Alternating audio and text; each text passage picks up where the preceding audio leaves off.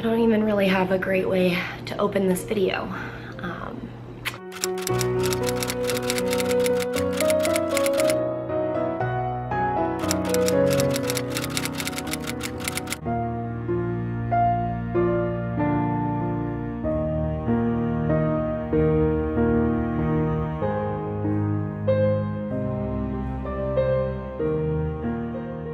Hello friends, it is day 8 of the 12 days of Christmas series here on Wander Wealthy channel.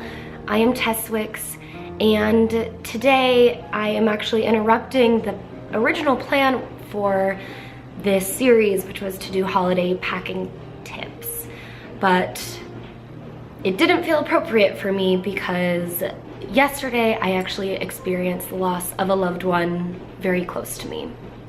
And in expressing that loss with some of the people in my community, I obviously was awakened to the fact that a lot of people experience grief and loss during the holiday season. So I thought it would be more appropriate for me to kind of work through that. And I don't claim to be an expert, but to share some of the, I guess, advice and words of wisdom that have been shared with me as I expressed my story with others, in an effort to bring awareness and light to the fact that there are people who are grieving during this time. And although we see on Instagram and Pinterest all these pictures and posts of holiday joy, there's also a lot of sadness that comes with the holidays for people who have either lost loved ones who they spend a lot of the holidays or used to spend a lot of the holidays with, or they've lost loved ones around the holidays, or they've just lost loved ones at any time. So unfortunately, or maybe fortunately, this isn't going to be a super cheery, happy holiday video, but it's going to bring up the fact that there are people who have pain and suffering during this time, including myself. Something that has helped me in this very short amount of time that I've had to process my feelings is writing. And people do this in many different ways. Some share their feelings and their experiences and their memories publicly on public domains, and some do it a little bit more privately. Some just write in a journal that only they will see. But I do think that writing and kind of uncovering some of those memories can be a very healing process. At least it was for me. And when I received a response to the email I had sent out to my community, one of the members had mentioned how writing can be very healing, and it's also a blessing for those who read it.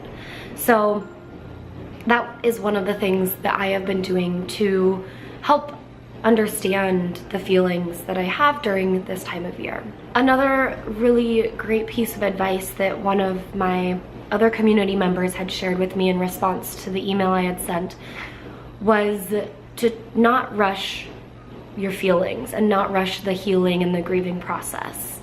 This is something that is really tricky for me. I tend to throw myself into work projects and try to overcome feelings very quickly. And for some reason, I had this thought in my mind that if other people were grieving rather quickly and healing rather quickly, then I should be doing that as well. And in this response from this wonderful woman in my community, she had mentioned that grief doesn't work that way. It doesn't work under rushed circumstances.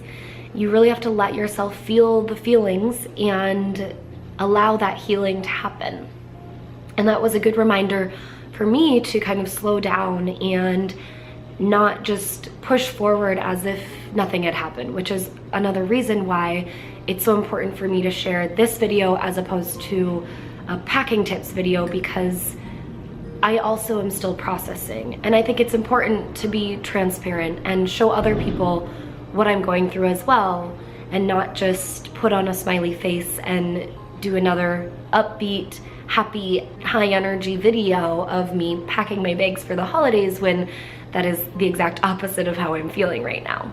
Although this isn't a comprehensive and fully conclusive list of ways to help you or me get through this time of year in grief and pain, I do feel like some of these things have helped me. And the last thing that I received from another member that had responded to my email was how great it can be to share the memories and the stories and the lessons that you learn from the loved ones that you have lost.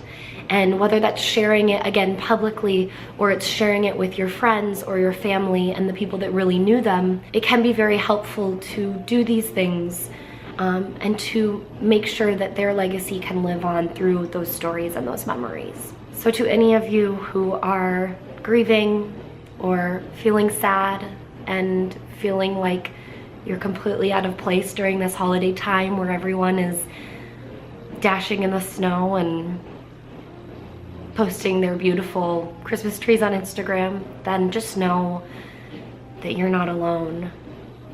And it's okay to feel sad, even during the most joyous time of the year. It's normal. Your feelings and your experiences and how you cope is unique, and you shouldn't compare it to others. But if you feel isolated and you feel like everyone is having fun without you, then know that there are others who are grieving too, and it's okay to feel exactly how you do. I hope that this can help any number of you, at least one person, and if it does, then I'll be happy with this video and with sharing my own experience this way, because this is definitely out of my comfort zone, and it is definitely a vulnerable position for me to be in. But I figured it was more appropriate for me to share what's really happening than to pretend like it's not. Come back tomorrow, because day 9 will be a little bit more joyous for the 12 days of Christmas. And I hope that you can find some warmth in your holiday season. Until next time, I hope you wander wealthy.